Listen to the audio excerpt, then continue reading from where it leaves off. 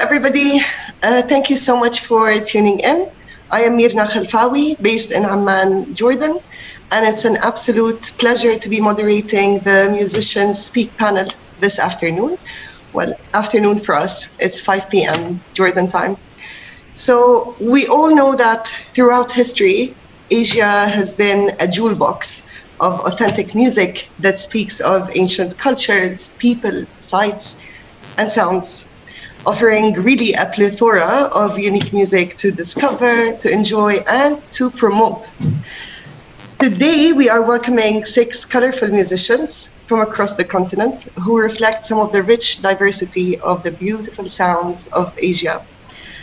So, without further ado, let me start introducing our special participants for this session, who will be sharing their music, as well as their insights, their experiences, and their challenges, so that we can all have a better impression on some of the different music ecosystems around Asia. We'll start with the introductions, then we'll go back to talk to each and to listen to their music. We start in East Asia. We go to Japan. Hello, Aragaki Mutsumi. Hello, can you hear me? Yes. Your voice is a bit low, but go ahead. Okay. Yes, nice to meet you. Can you hear me? Yes, pleasure, Mutsumi. If you can just introduce yourself and your beautiful instrument and just list it with yourself. So, can I start? Yeah, do I do my introduction now? Yes, please, okay. Mutsumi. Thank you. Well, I'm from Okinawa, and I am Aragaki Mutsumi from Okinawa, Japan. That is southern part of Japan. And I mean, first of all, I want to thank Music Connect Asia, Global Toronto, and Music from Okinawa for giving me such a great opportunity. Thank you very much. So my experience now, I'm a Okinawan singer and a player of this instrument. Can you sing this? This is the name of the instrument is Shamsin, and it's with a python skin, very special one. And I think in Okinawa music nowadays there are 3 subgenres, which are classical music and folk music. I mean, classical music has more than 600 years of history actually, and folk music, and then the mixed kind of music with the contemporary sound. And for me, I've been studying and performing classical and folk music for 24 years, and I also play with the Western music musicians, mostly with the free jazz musicians. And as for my project, I will use some loopers or effectors, and so kind of contemporary, I think. But always inspired by classical music and folk music. And I'm trying to develop my own interpretation of Okinawan music that is inspired by uniqueness of Okinawan. Mutsumi, this is a fantastic introduction, and we're all looking forward to hearing more about your project and about your multicultural collaborations as well. We'll continue with the introductions now, and then we'll come back to you to hear more in depth about your project. Okay. So we'll go to West Asia now, to Armenia. Hello, Arsen, Petrosyan. Hello Mirna, nice to meet you. Thank you for having me. So, I'm a Duduk player from Armenia. The instrument that I play, so you can see it. It's called Duduk, and it's an ancient instrument, over 2,000 years old. And it's considered as a symbol of Armenia, the instrument, and the history from back and past. And all is considered and contained in this instrument, in the sound, in the in the feeling and emotions. And I'm so glad to be here and to share my thoughts on music with all of you. We are glad as well. Thank you. Okay, so we continue with the introductions, and now we are still in Western Asia. We go to Jordan. Hello, Kamal Musallam. Hi, everyone. My name is Kamal Musallam. My name is Kamal Musallam. I'm half Jordanian, half Lebanese, and I'm based in Dubai. I'm a fusion artist, if I can say so. I play two main instruments, the guitar and the oud, but I don't play neither of them in their traditional ways. So I play the Western guitar in a more Oriental way and the oud in a more Western way. And I've developed instruments that adapt to my playing with manufacturers. So I'll go more in depth on that when I come to introduce my music better. I've created several music platforms that travel with me. Some in the Western world work better, and some in Asia. Some of them for my region, you know. So I have like 5 major music projects, let's say, that are my work tools for the moment, and I keep developing and adding more on top of that. Ideas are endless. So thank you again, Global Toronto and Music Connect Asia for this great opportunity. Thank you, Kamal. We look forward to speaking to you again, because I know that you have lots of interesting insights to say about music fusion with you specifically. Okay, so let's go to South Asia, to India, to meet Swarnendu Mandal. Hi, Swarnendu. Can you introduce yourself and tell us about your instrument? Hello, can you hear me? Yes. Hi, okay, Swarnendu. So first of all, thank you very much for having me among these great musicians. And I am Swarnendu Mandal from India, and I am a Sarod player. I'm an Indian Hindustani classical musician.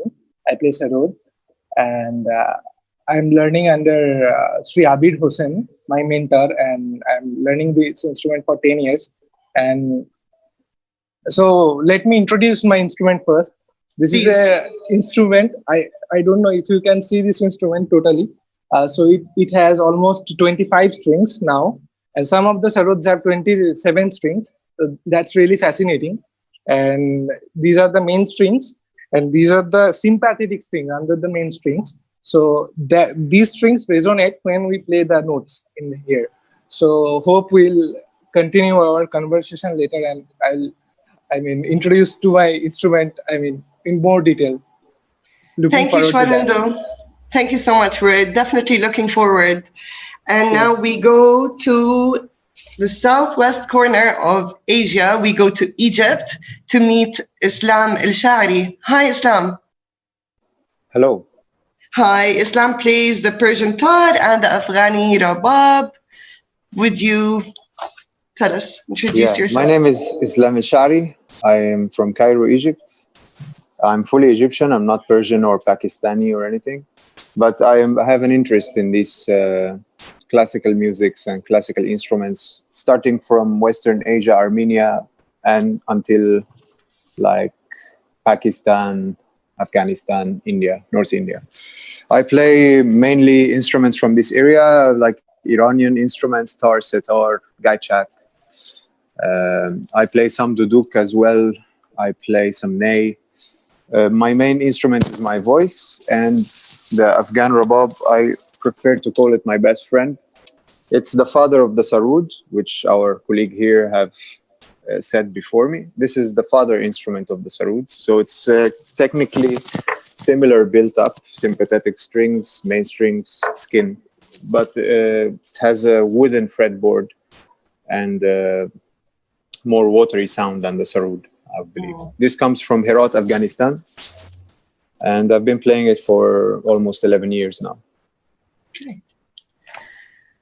We're looking forward to the music and to hear more from you.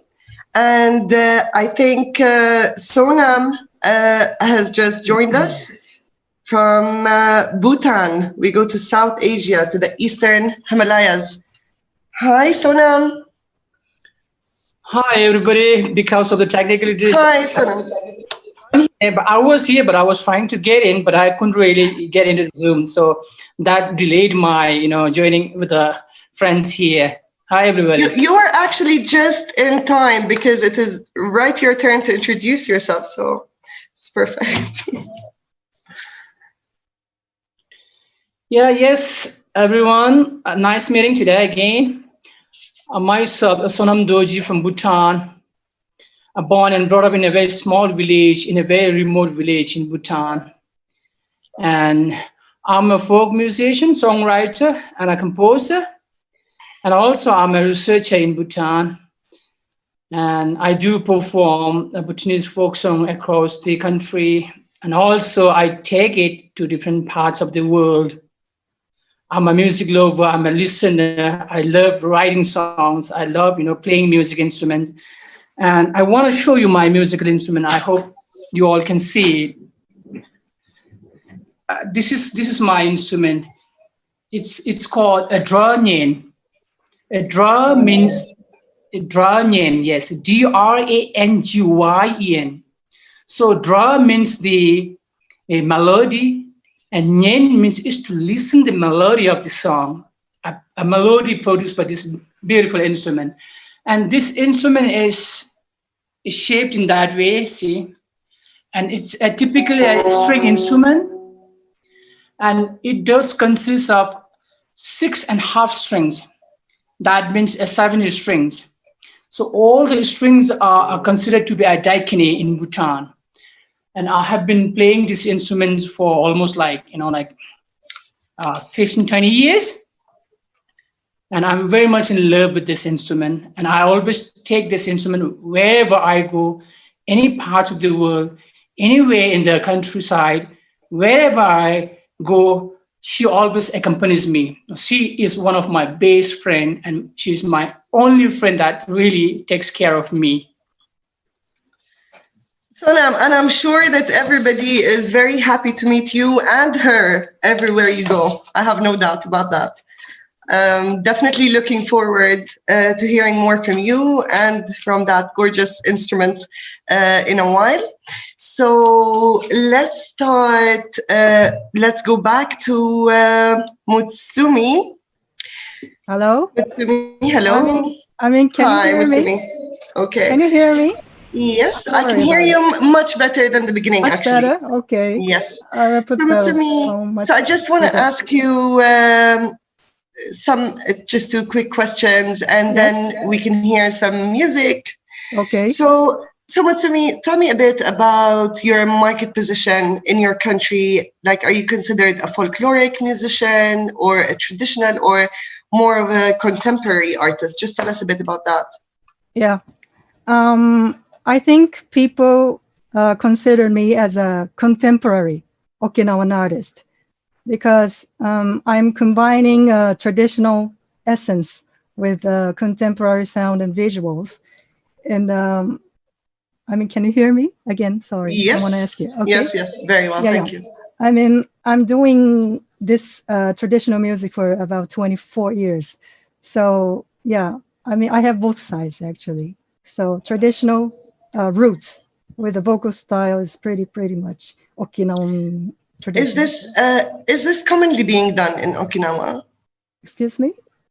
Is this commonly being done to breathe contemporary life into the more traditional side of your music? Is it common? Contemporary one? Are you asking about contemporary one? Yeah. More people are, of course, traditional world is pretty big and firm. Okay. Huge layers of people. Okay.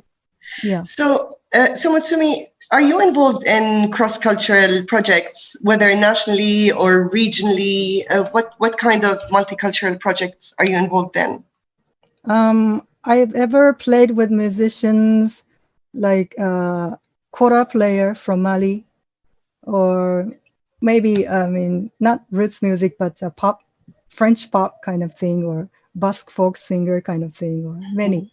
And I always do initiatively my own initiative. I mean, not from the government, but sometimes from support from Music from Okinawa, the organization. Okay, I see. unit. So basically, so your collaborations, your collaborations with other multicultural artists are all out of personal initiative. Yes, exactly. Not okay. Not that. All right.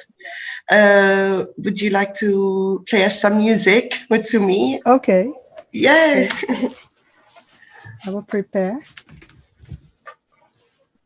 If you tell us a bit about the piece that you would like to play, that would be lovely. Yeah. I'm gonna play you and sing you Okinawan traditional folk song that is Nakuni Hantabaru, and that is the theme of the song is the passion of love, kind of women and men kind of thing. Lovely. So, hope you enjoy it. And I composed a little bit of a interlude in the middle of the song. So hope you enjoy it. Thank you.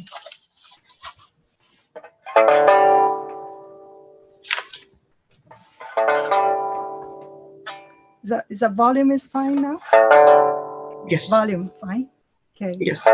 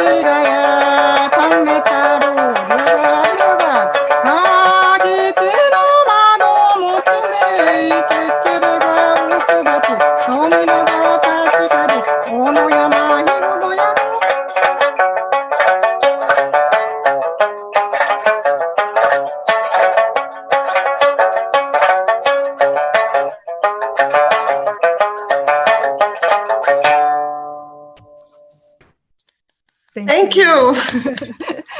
Mutsumi, thank you so much. Thank you for sharing your music. That was really, really lovely. Thank you. It's honored. Thank you so much. Okay, so let's go to Arsen in Armenia. I can Hi, hear you. Arsen. Hi. Arsen, I would like to ask you something, but we also would like to listen to you play something. Would you like to talk or play first? First I will play. Yes. There's a music high. Let me just, to warm up the reed. It's a double reed instrument, so you have to warm up the reed.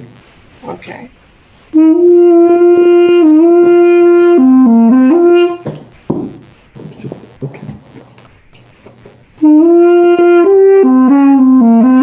So I'm going to play an Armenian folk song. It's called Shaary.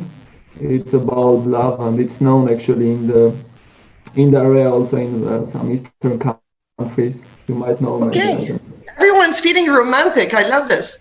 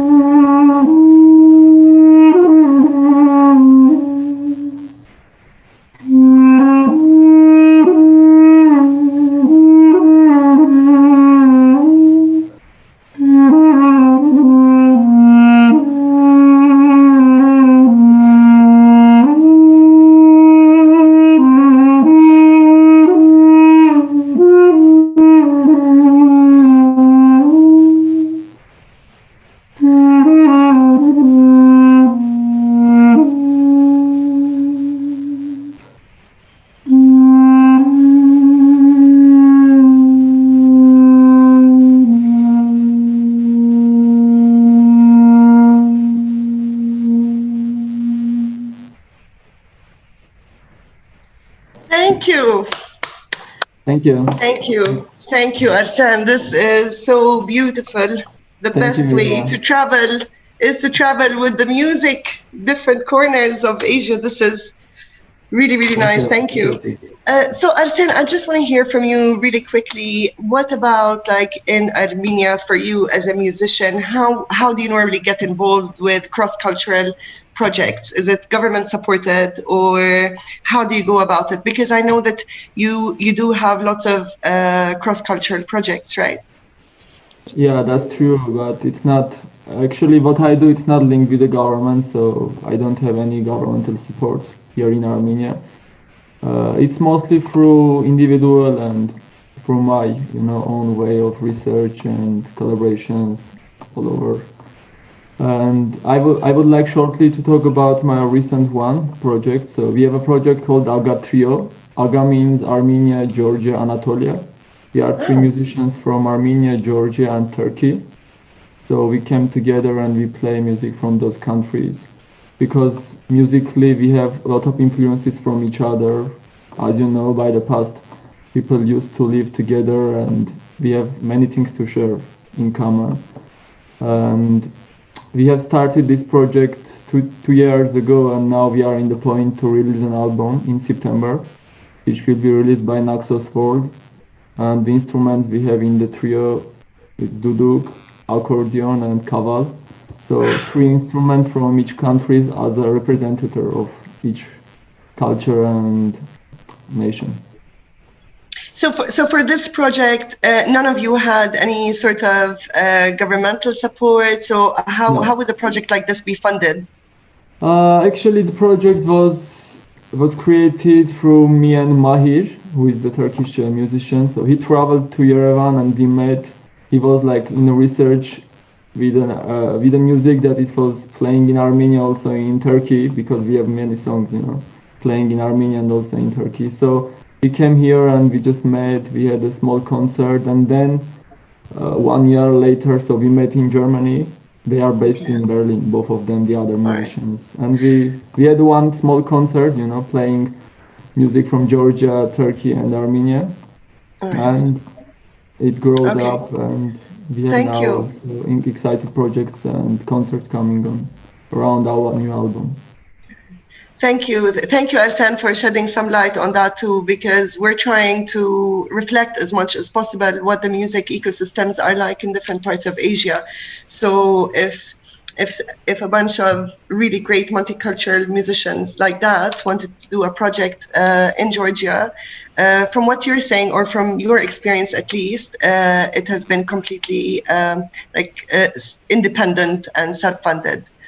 Okay, thank you, Arsen, so much.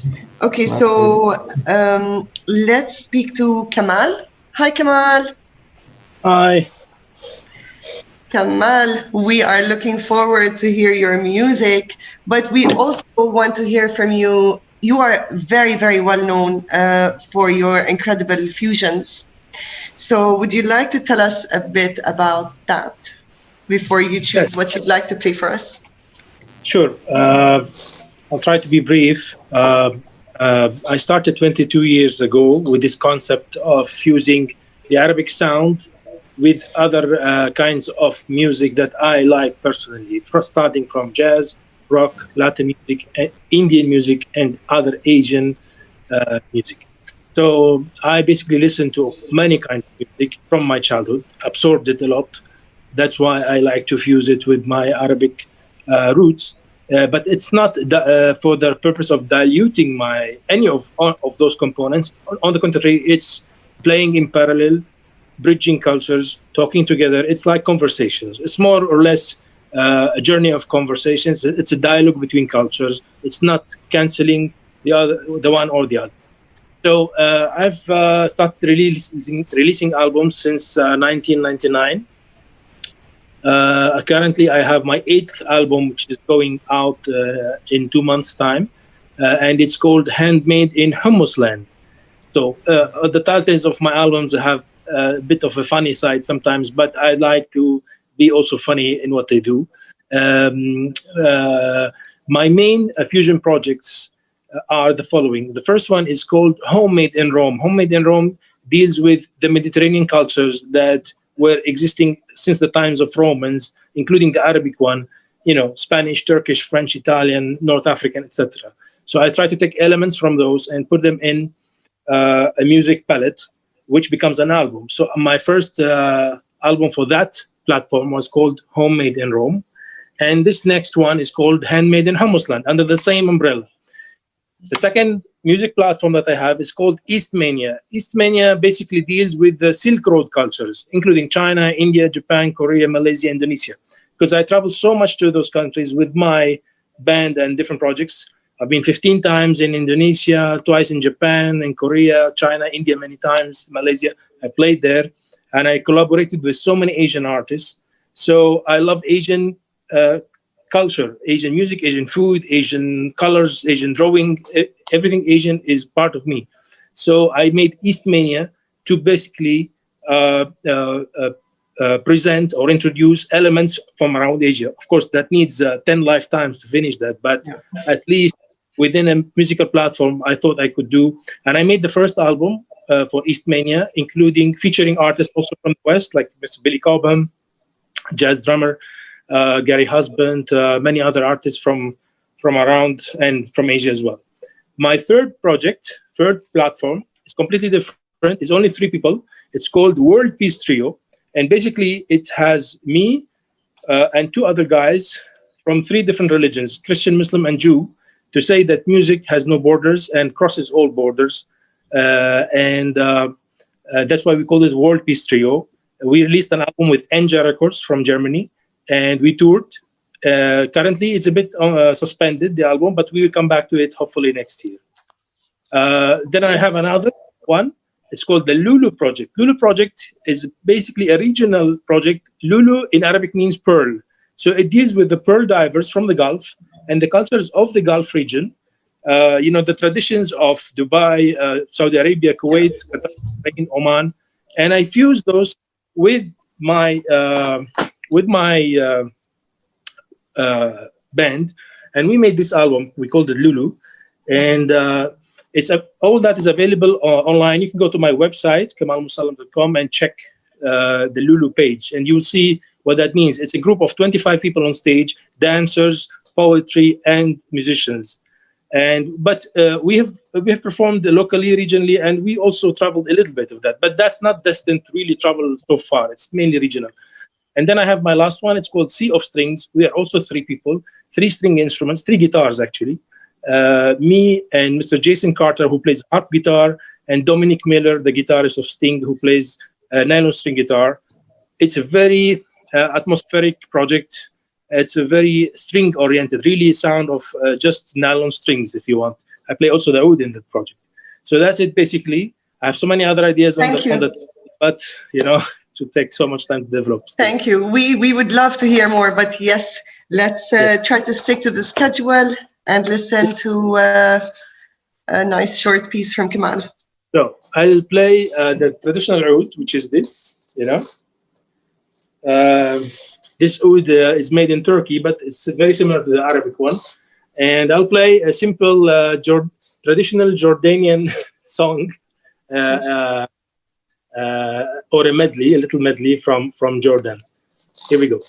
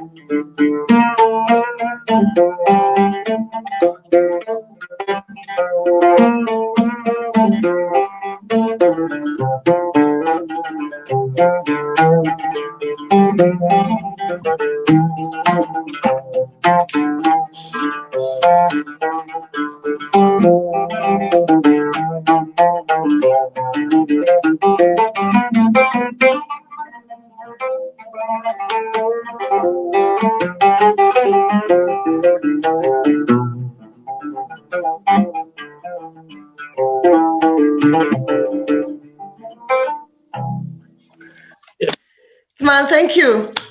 Well, thank you so much. I would just like to add that currently I use this electric oud, which I developed, the company, and this funny quarter tone guitar, which is fretted to play the Arabic scales, electric guitar. I can't demonstrate them now, but just to, you can always see them in my YouTube videos. Yeah. Well, everybody should definitely go and subscribe to Kamal's and everybody else's YouTube channels for sure. Thank you so much, Kamal. Thank you. Swarnendu, hello. Hello. Hi, Swarnendu. Can you hear me? Yes, I can. And we would love to hear a bit of music from you too. But just before we do, I want to ask you, so where you are, is it easy or how doable is it to sustain an income and a career for yourself out of being a full-time musician? First of all, thank you for the question, and I'm so glad to hear some great musicians. So the question is very relevant and very crucial at this time. And so in our country, let's say, if I talk about classical music, Indian classical music, as I'm an Indian classical musician.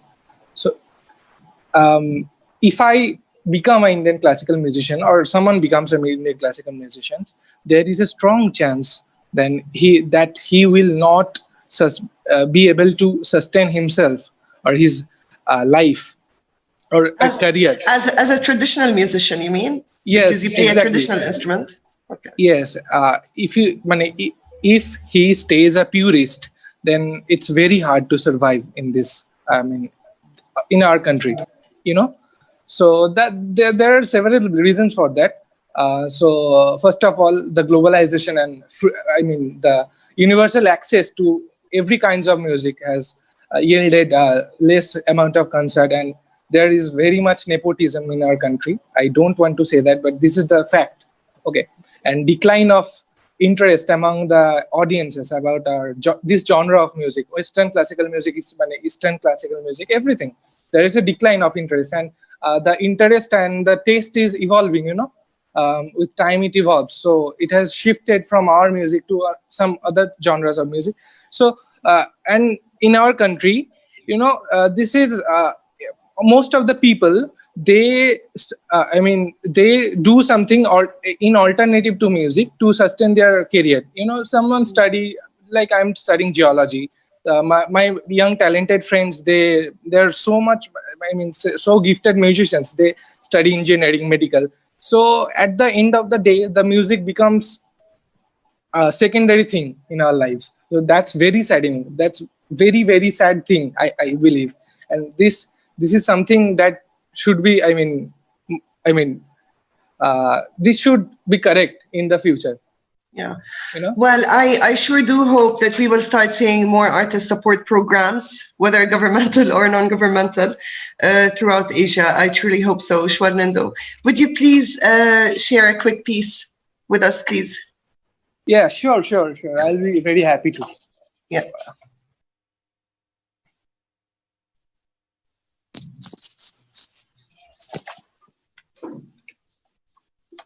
Please tell me that if you can hear my sound.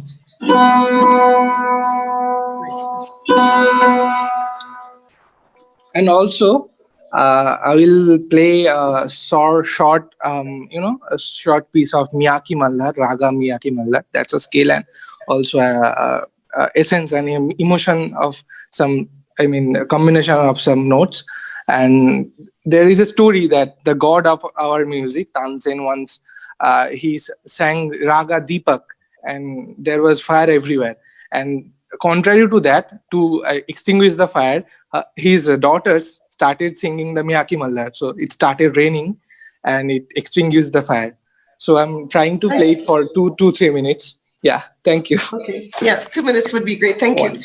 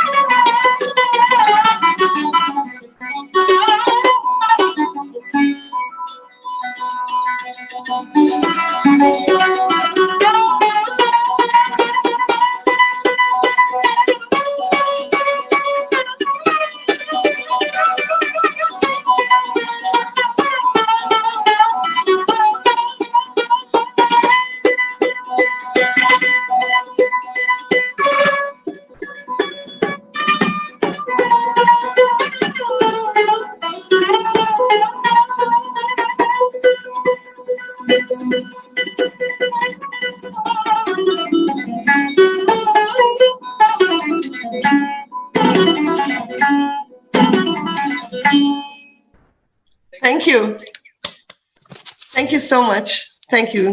That was very, very enjoyable. Thanks. Let's go to Eslam. Hi, Eslam. Eslam in Egypt. Hello. Hi. Eslam, okay, so if you could just tell us a little bit, just for a minute or so, about either the also cross-cultural projects that you work on, or a bit about what it's like to be an artist in Egypt, if you are self-managed or not. So just tell us a bit about that, and then we can listen to some of your music. Yeah, so speaking about the cross-culture projects, I've been always doing that since the beginning of playing music at all. I started with playing in rock bands in high school, and that was already collaboration with artists from the UK that were in the same band. What I'm doing nowadays is that I'm focused mainly on my solo career as a solo artist. I released an album in 2015, this one. You see it? It's called Jonar, totally solo, but it's like produced music. It's not like solo instrument, it's full production. Then after, I collaborated in many projects with Nick Berch in Zurich. He's a jazz pianist. Pierre Goulorion is a bassoon player from Lyon. So I've been doing like lots of fusion with the rabab and the tar, which is kind of ancient Central Asian music with classical music from Europe and with jazz and so on. Later on, I produced a track for a singer from Eastern Europe. His name is Bojo Fresco. Don't know if any of you heard about him, but it's a very interesting collaboration. Yes, so the next point that you want me to talk about living in Egypt as an artist. Yes. Well, it's it's not that easy to be an artist in the Middle East right now. I'm not going to speak only about Egypt. I speak about the Middle East all in total, because we are facing similar challenges everywhere.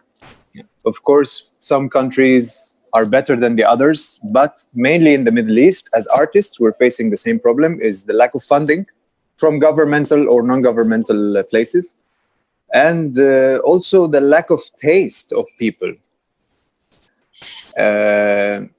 People's taste have gone mad. That's so to say. So that's why musicians like me in the Middle East flee to Europe or to the West so they can pursue a career and do what they really want. That maybe, I'm not saying that the West is better or anything. It's maybe has a better opportunity. That's all. From the tasteless perception around in the Middle East. So it's not that easy. But as an artist living in Egypt, I've been doing it for all my life, basically. And it's ups and downs. It's doable, but it's not easy. That's all I can say.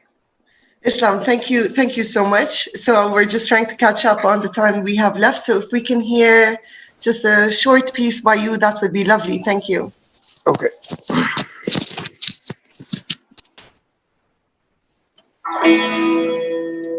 Can you hear? Yes.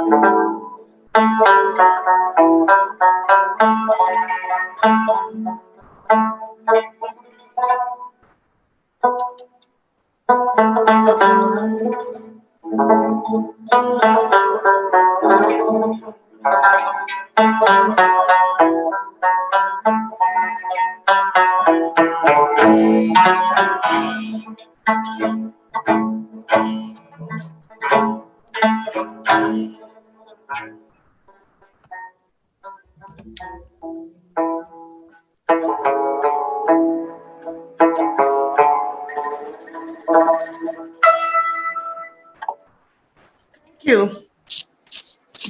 Eslam, thank you so much.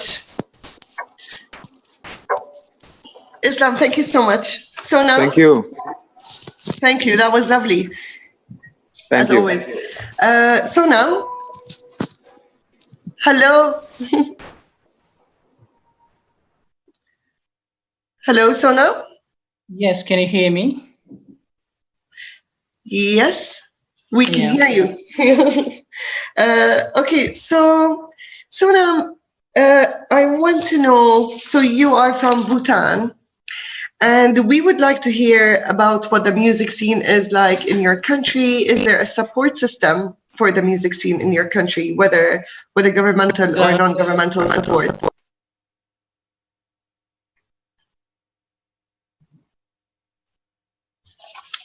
Hello, Sonam. Let's just check. Maybe he's having a bit of technical difficulty. Hello.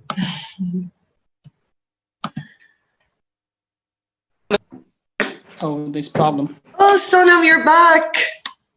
Oh, yes. Thank you. Hello. Yeah, hello. Yes. There's problem with the internet connection. I'm sorry. It's fine. Yes. Okay. Yes. Yeah. So I was asking you about what the music scene is like in Bhutan. Whether there's any, if you feel that there's any support system really for the music scene all the way there. It's a very, very interesting question to me. I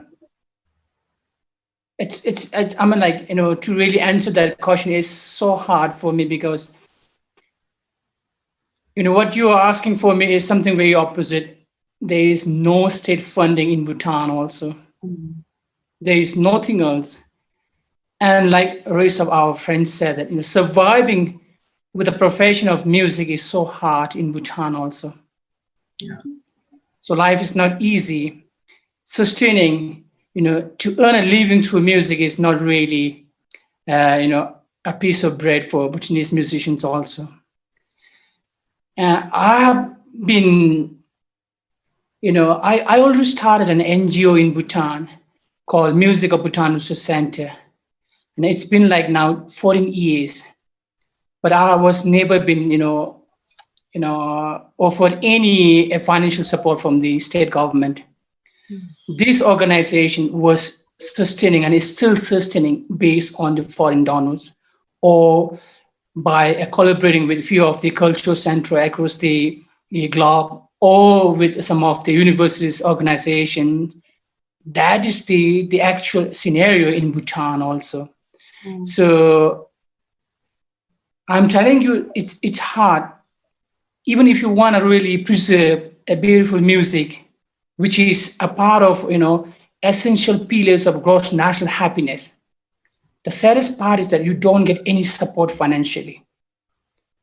But I can't really give up, thinking that I don't have any support because it is a part of the identity of every citizen in the country. And it's my duty and my responsibility to make sure that this beautiful music, this culture are, archived, documented properly, researched properly. Bhutanese music was never, in written notation in the past. It's me who started doing research, and now I have been working in this center for almost 14 years.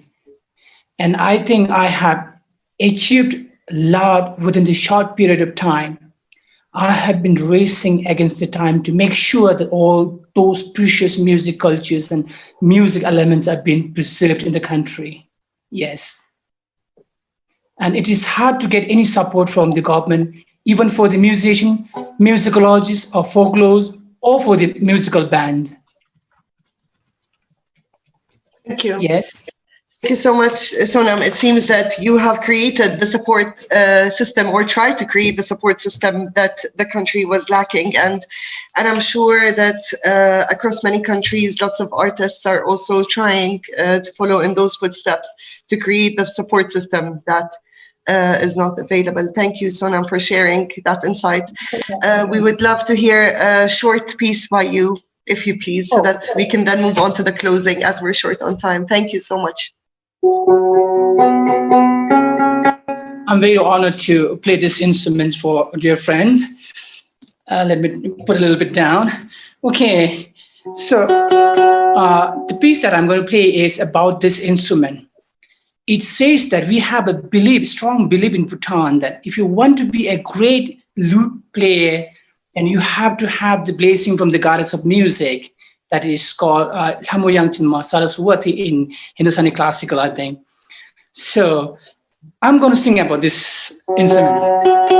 It's a very simple instrument, but it gives you such a profound sound.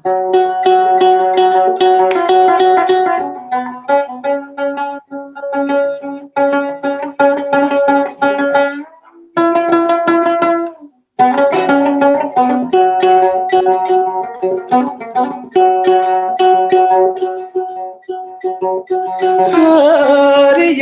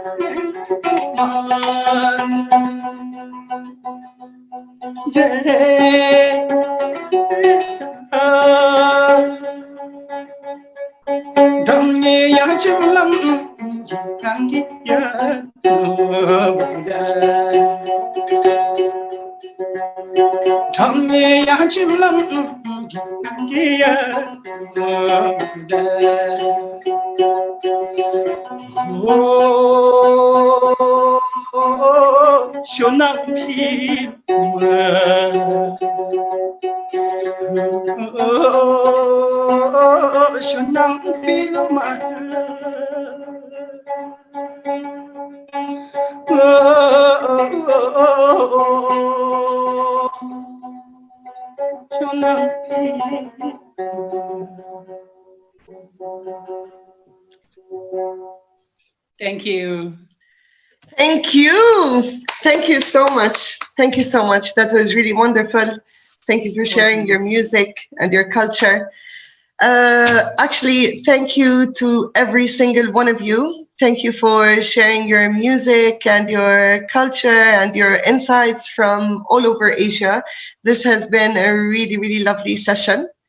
And I'm sure that our paths will cross again, and I'm sure with a series of talks that carry on like this, together, along with the ambition of Music Connect Asia, we will all start to build lots of new bridges and find new support paths, hopefully for artists across Asia. So pleasure. Thank you so much to every one of you.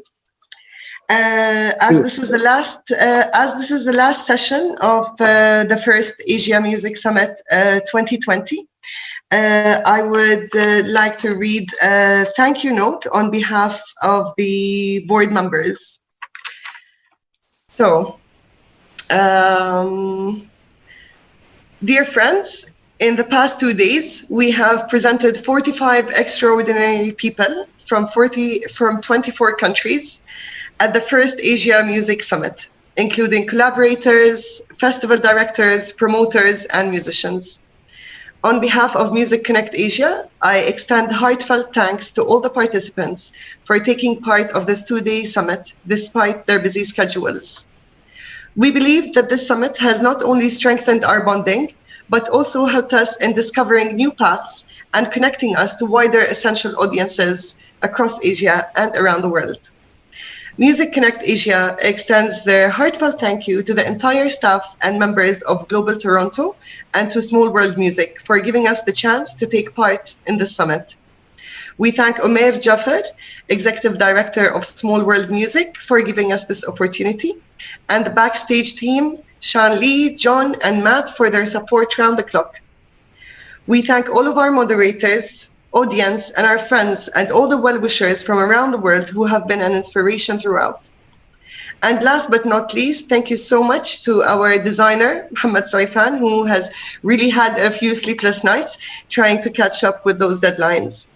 Wishing everybody a very happy and healthy and joyful year ahead. And we hope to keep discovering more and definitely to keep connecting through music. Thank you so much to everybody.